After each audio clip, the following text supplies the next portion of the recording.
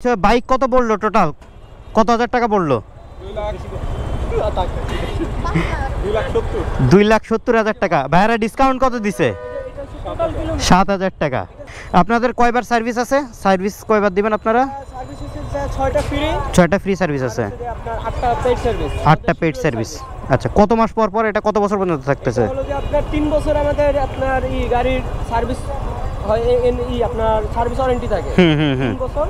আর হলো যে আপনার এইটা ফ্রি সার্ভিসগুলো কতদিন থাকে? যেটা হয় 1000 কিলো অথবা 1 মাস, তারপরে একটা হচ্ছে যে অথবা আপনার 2500 কিলো অথবা 2 মাস, এরকম করে 2 মাস পর পরে সার্ভিস নিতে হয়।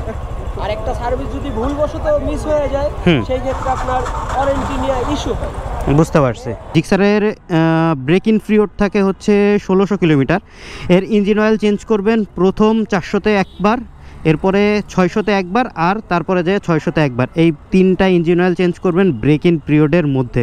এখন আমি আছি মোহাম্মদপুর সুজুকির শোরুমের সামনে। আচ্ছা এইখানে আসছি হচ্ছে আমার এই যে ফ্রেন্ড আছে কমলা সুন্দরী, সে হচ্ছে বাইক কিনছে, এই যে এইটা জিক্সার। আমি আস্তে আস্তে একটু লেট করে ফেলছি, বাট তারপরেও মোটামুটি সময় মতো চলে আসছি। তোমরা সুন্দর করে ধরো চাবিটা, ঠিক আছে? দোয়া করি ভাই তোমাদের জন্য, সব সময় ভালো থাকো, সুখে থাকো, অ্যান্ড মনে করো যে শান্তিতে থাকো। ওরা ফটো সেশন করতে করতে আমি একটুখানি আপনাদের শোরুমের ভিতরটা ঘুরায় নিয়ে আসি। এই পাশে হচ্ছে সুজুকি 250 আছে, যেটা মোটামুটি সব পাবলিশড হয়ে গেছে, সবাই দেখে ফেলছে, অ্যান্ড বলার তেমন কোনো কিছু নাই, সবাই সব কিছু জানে। এটা হচ্ছে মোহাম্মদপুরের শোরুম। কিছু ডিসকাউন্ট আপাতত ঈদ মুখে এনারা দিতেছে, মেবি 8 থেকে 9,000 টাকা। এই গাড়িটা হচ্ছে সুজুকি জিক্সার, এটা এফআই কিন্তু এভিএস না। আপনারা যখন নতুন বাইক কিনবেন তখন অবশ্যই চেসিস নাম্বার আর ইঞ্জিন নাম্বারটা মিলাই নেবেন, এই জিনিসটা খুবই গুরুত্বপূর্ণ। প্লাস হচ্ছে বাইকে কিট বক্স আছে কিনা, কাগজ ঠিকঠাক আছে কিনা, এগুলো সুন্দর করে মিলাই নেবেন। এখন ওর গাড়ির হচ্ছে ইঞ্জিন নাম্বার মিলানো হইলো, এখন চেসিস নাম্বার মিলানো হচ্ছে। আচ্ছা এই গাড়িটা সম্পর্কে একটু বলি। এটা হচ্ছে সুজুকি জিক্সার এফআই, বাট এটা নন এভিএস। এখন আমি কেনার কারোরই হচ্ছে রিকমেন্ড করি না, তারপরে ও নন এভিএস কিনছে, কারণ অনেক সময় হয় কি এভিএস ভাঙা যখন পড়ে তখন মাঝে মাঝে হচ্ছে এভিএস ছেড়ে দেয় জিক্সারের কারণে। ও মূলত নন এভিএসের দিকেই ফোকাস করছে। নতুন গাড়ির আরও বেশ কিছু জিনিস আপনাদের বলে দিই। জিক্সারের ব্রেক ইন পিরিয়ড থাকে হচ্ছে 1600 কিলোমিটার।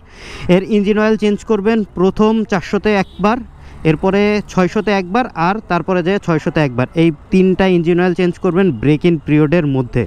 এটা আমি অনেক ভিডিওতেই বলছি, তারপরেও আমি আর একবার সুন্দর করে বলে দিলাম। এবং লাইট টাইট জ্বলে কিনা, এরপরে হচ্ছে ডিস্কে ঠিকঠাক ধরতেছে কিনা, এরপরে সিগন্যাল লাইট জ্বলতেছে কিনা, এগুলো অবশ্যই চেক করে নেবেন। আরও একটা জিনিস চেক করবেন, সেটা হচ্ছে এই যে পিছনের ডিস্কের আপনার ফ্লুইডটা আছে কিনা, এগুলো সবই মোটামুটি করে দেয়, নাট টাট টাইট।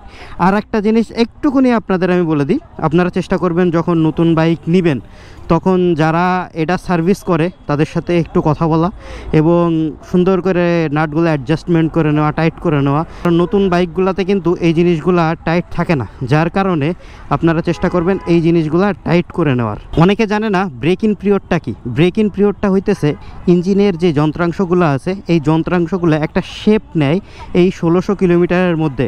এই পাশে আর একটা জিএসএক্সআর আছে, এটা হলো ওর ফ্রেন্ডের, এইটাই আবার এভিএস আছে। ওনারটা একটু প্রবলেম হয়, যেটা ওকে বলছে, যার কারণে ও হচ্ছে এই জিনিসটা নেয় নাই। যাই হোক, ব্রেক ইন পিরিয়ড নিয়ে যেটা বলতেছিলাম, ব্রেক ইন পিরিয়ডে চেষ্টা করবেন 4000 আরপিএমের নিচে বাইকটা চালানো। এইটা যদি আপনি মেনটেন করতে পারেন তাহলে আপনার বাইকটা লং লাস্টিং হবে। এবার আপনাদের নতুন বাইকের সাউন্ডটা একটু শোনাই। ভাই একটুখানি হালকা এইটা দেন, থ্রটেলটা দেন। জিক্সারের সাউন্ডটা কিন্তু এমনি একটু মিষ্টি, ঠিক আছে, তারপরে এইটার সাউন্ড আরও বেশি মিষ্টি। কোমল, আচ্ছা বাইক কত পড়লো টোটাল? কত হাজার টাকা পড়লো? 2,70,000 টাকা। ভাইয়ারা ডিসকাউন্ট কত দিছে? 7,000 টাকা। ঠিক আছে, ঠিক আছে। মানে এই গাড়িটা রান হয় নাই, আর রান হয়েছে মাত্র 8 পয়েন্ট, মানে 1 কিলো হয় নাই, মানে 8 পয়েন্ট হয়েছে। যে আমি যে টেস্ট দিয়ে নিয়ে আসলাম ওইটাই, এই যে 8 পয়েন্ট। আর এর ট্রিপ মিটার কোন জায়গায়? এই যে ট্রিপ মিটার, এই যে হাতের আপনারা দেখে নেন। হ্যাঁ, এই জায়গা থেকে আপনার হচ্ছে যে ট্রিপ চেঞ্জ করা যায়। এই যে এটা হচ্ছে টোটাল। আচ্ছা হ্যাঁ, এটা হচ্ছে ট্রিপ এ। আচ্ছা মোবিলের জন্য হ্যাঁ, এই যে 8 পয়েন্ট আছে। আর আপনার এইটা হচ্ছে যে আপনার ট্রিপ বি চেক করা যায় অথবা শর্ট কিলো চেক করা যায়, মানে যে যেভাবে ইউজ। ট্রিপ কয়টা আছে? দুইটা আছে টোটাল। হচ্ছে যে দুইটা, মোট আচ্ছা। তিনটা, মানে টোটাল সহকারে। আচ্ছা আচ্ছা আচ্ছা, তিনটা, একটা মেন আর দুইটা হলো ট্রিপ। দুইটা ট্রিপ। ওকে ঠিক আছে। আর এই গাড়িটা হচ্ছে কিন্তু আপনারা ক্লাস চেপে তারপরে স্টার্ট দিতে হবে, তাই তো? হ্যাঁ, ক্লাস ধরে স্টার্ট করতে হবে। আর এটা নিউট্রালে থাকলেও ক্লাস ধরতে হবে, নিউট্রাল না থাকলেও ক্লাস ধরতে হবে। হ্যাঁ, অন্যান্য বাইক যেমন নিউট্রাল থাকলে সেলফ দিলে স্টার্ট হয়। হ্যাঁ হ্যাঁ হ্যাঁ, এটা হবে না, কেন এটা হচ্ছে যে সিকিউরিটি সিস্টেম করা, এইভাবে সুজুকি। আচ্ছা ভাইয়া ধন্যবাদ। ভাইয়া হচ্ছে আমাদের বাইকটা হচ্ছে করে দেছে, মেনটেন করে দেছে, অ্যান্ড ভালোভাবেই করছে ইনশাল্লাহ। আর আসলে ওনার কাছ থেকেই হচ্ছে সার্ভিসটা করাই নিবা, ঠিক আছে? আপনাদের কয়বার সার্ভিস আছে? সার্ভিস কয়বার দিবেন আপনারা? সার্ভিস হচ্ছে 6টা ফ্রি। 6টা ফ্রি সার্ভিস আছে, আপনার 8টা পেইড সার্ভিস। 8টা পেইড সার্ভিস। আচ্ছা, কত মাস পর পর? এটা কত বছর পর্যন্ত থাকতেছে? হলো যে আপনার 3 বছর আমাদের আপনার গাড়ির সার্ভিস হয়, আপনার সার্ভিস ওয়ারেন্টি থাকে 3 বছর। আর হলো যে আপনার এইটা ফ্রি সার্ভিসগুলো কতদিন থাকে? যেটা হয় 1000 কিলো অথবা 1 মাস, তারপরেরটা হচ্ছে যে অথবা আপনার 2500 কিলো অথবা 2 মাস, এরকম করে 2 মাস পর পরে সার্ভিস নিতে হয়। আর একটা সার্ভিস যদি ভুলবশত মিস হয়ে যায় সেই ক্ষেত্রে আপনার ওয়ারেন্টি নিয়ে ইস্যু হয়। বুঝতে পারছি। আপনার যে শিডিউল যে সার্ভিসগুলো এগুলো 100% মেনটেন করতে হবে, গাড়িটা মেনটেন করতে হবে, তাহলে অবশ্যই সুজুকি আপনাকে 100% সাপোর্ট দিবে। বুঝতে পারছি। তাহলে আপনারা শুনে নিলেন যে কি কি আছে। আর নতুন বাইক সম্পর্কে যদি আর কোনো কথা থাকে তাহলে অবশ্যই আমারে জানাবেন, আমি চেষ্টা করব আপনাদের এই বিষয়গুলো জানাই দেওয়ার। সুজুকির এই বাইকটা আমার এমনিও খুবই পছন্দ, মোনোটনের থেকে শুরু করে এই বাইকটা মানে আমার খুবই পছন্দ। তবে এভিএস হইলে ব্যাপারটা একদম জমে ক্ষীর হয়ে যায়। তো ভাইয়া তুমি তো নতুন গাড়ি কিনলে, ঠিক আছে, এখন তোমার অনুভূতি কও, ঠিক আছে? কেন ভাইয়া? নতুন গাড়ি কিনলে এরকম মাঝে মাঝে হয়, ঠিক আছে, অনুভূতি থাকে না, কি কবে এটা বুঝে উঠতে পারো না, এটাই হলো অনুভূতি। যাক ঠিক আছে, তুমি লেট করে কিনলেও কিনিছো, ঠিক আছে। গাড়ি কার ভাই? গাড়ি তোর? গাড়ি তোর? ওই দেখ, আল্লাহ, সবার ঘরে ঘরে এরকম বউ দাও।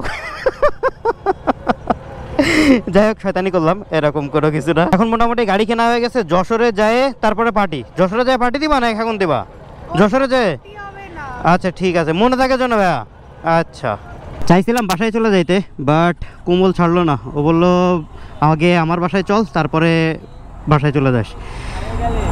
এখন কিছু করার নেই, আগে ওর বাসায় যাব, তারপরে ওর বাসার থেকে বের হয়ে তারপরে বাসার দিকে যাব।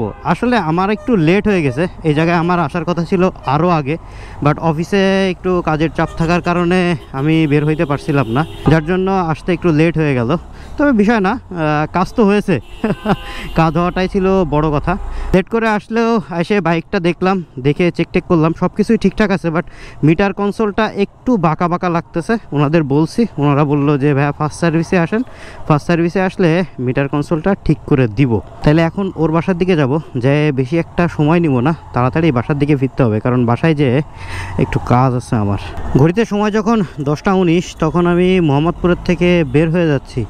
ভাই রাত এত হয়ে গেছে, তারপরে মোহাম্মদপুরের জ্যাম ভাই কাটে নাই, কি একটা অবস্থা। রমজান মাসে কিন্তু অন্যান্য জায়গায় জ্যাম এতটা থাকে না, বাট মোহাম্মদপুরে জ্যাম ভাই আছে। যাই হোক, নতুন গাড়ি কেনা হলো, আমি ছোটোখাটো একটা টেস্ট ড্রাইভও দিছি, গাড়িটা ঠিক আছে, তবে হচ্ছে ব্রেক ইন পিরিয়ড। ভাইয়ের গাড়িতে কি ব্রেক নেই?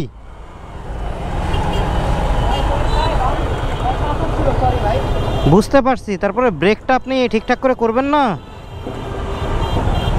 ওর বাইকে ছোট্ট করে একটা টেস্ট ড্রাইভ দিয়েছিলাম, ভালোই লাগলো আসলে। তবে সত্যি কথা হলো, ব্রেক ইন পিরিয়ড না পার হইলে আসলে টেস্ট ড্রাইভ দিয়ে আপনি মজা পাবেন না, কারণ ব্রেক ইন পিরিয়ড পার না হইলে আপনি গাড়ি টানতে পারবেন না। আর গাড়ি যদি টানতে না পারেন তাহলে আপনি বুঝবেন না পাওয়ারের কি অবস্থা অ্যান্ড পারফরমেন্সের কি অবস্থা। যাই হোক, তবে নতুন গাড়ি তো আসলে নতুন গাড়ি চালানোর একটা অনুভূতি অন্যরকম হয়। আমার গাড়ি যখন আমি নতুন কিনছিলাম তখন তো সেই রকম মজা লাগছিল, যদিও আমি সেকেন্ড হ্যান্ড কিনছি, তারপরেও হচ্ছে আমার কাছে তো নতুন ছিল। এটাই হইতেছে মূল কথা। এখন কোথাও আর বসবো না, এখন সোজা যাইতে হবে বাড়ি। আজকে এমনি রোজায় কষ্ট হয়ে গেছে, কারণ অফিসে আছে, কাজের প্রচুর চাপ ছিল, সেই কাজ সামলায় উঠে আসলে সব কিছু হয়ে উঠতেছে না। ভ্লগিংটাও ঠিকঠাক করে করতে পারতেছি না, না এডিটিং করতে পারতেছি না, মানে চারিদিকের অবস্থা একদম ছন্ন ছাড়া হয়ে গেছে, যার কারণে আসলে কোনো কিছুই করা পসিবল হচ্ছে না। ইনশাল্লাহ খুব তাড়াতাড়ি গুছাই নিব সব কিছু, দোয়া করেন। মেলা দিন পর সংসদ ভবনের পিছনের এই রোডটায় আসলাম, মানে জিয়া উদ্যানের যেই রোডটা, যেটা বর্তমানে চন্দ্রিমা উদ্যান নামে আর কি ডাকে। আমরা অনেক আগে এটারে জিয়া উদ্যান নামেই চিনতাম, কারণ জিয়াউর রহমানের কবর হচ্ছে এই জায়গায় রয়েছে, যার জন্য জিয়া উদ্যান বলা হইতো। মেলা দিন পরে আসলাম। অনেক আগের দিকে এই রোডে কিন্তু প্রচুর পরিমাণে শুটিং হইতো, কারণ ঢাকার মধ্যে এই রোডটা ছিল সব থেকে সুন্দর রোড। আমি যখন প্রথম ঢাকায় আসি তখন আমি কিসে পড়ি, ক্লাস 4-এ পড়ি। সেই টাইমে আব্বু হচ্ছে এই রোডে নিয়ে আসছিল রাত্রেবেলা। আমি, আম্মু, আব্বু সবাই একসাথে আসছিলাম, বেশ মজা হয়েছিল। তখন হয়তো বা অতটা বুঝতাম না, ক্লাস 4-এ পড়ি যেহেতু, সে তো অতটা বুঝতাম না। তবে এই রোডটা আর এই উদ্যানটার কথা আমার আসলে মাথায় আছে, মেমোরিতে আছে। ঢাকায় থাকা হইলেও এই রোডে তেমন কোনো কাজ না থাকার কারণে এই রোডে তেমন একটা আমার আসা হয় না, যার জন্য বললাম আর কি। যাই হোক, ঈদ আসতেছে, কারা কারা বাইক কিনবেন বা কারা কারা বাইক কিনছেন সবার অনুভূতিগুলো এই ভিডিওর কমেন্ট বক্সে একটু দিয়ে যান, যে নতুন বাইক কিনলে আসলে অনুভূতিটা কেমন হয় এটা আমি জানি। তারপরেও আপনারা একটু 2-4 কথা লিখে যান যে নতুন বাইক কেনার পরে আপনার অনুভূতি কেমন ছিল। এই ব্লগটা আর বড় না করি, এই ব্লগটা এই জায়গায় শেষ করে দিচ্ছি। যদি ভিডিওটা সম্পর্কে কোনো কোশ্চেন থাকে অবশ্যই করতে পারেন, আর যদি ভিডিওটা ভালো লাগে থাকে তাহলে অবশ্যই একটা লাইক দিয়ে দিবেন। আর এমন ভ্লগ বা ভিডিও আরও দেখতে চাইলে আমার ফেসবুক পেজটা ফলো করতে পারেন, ইউটিউব চ্যানেলটা সাবস্ক্রাইব করতে পারেন। আর যতদিন না নতুন একটা ভিডিও বা ভ্লগ আসতেছে ততদিন সবাই থাকবেন ভালো, সবাই থাকবেন সুস্থ, দোয়া করবেন আমার জন্য। আসসালামু আলাইকুম, আল্লাহ হাফেজ।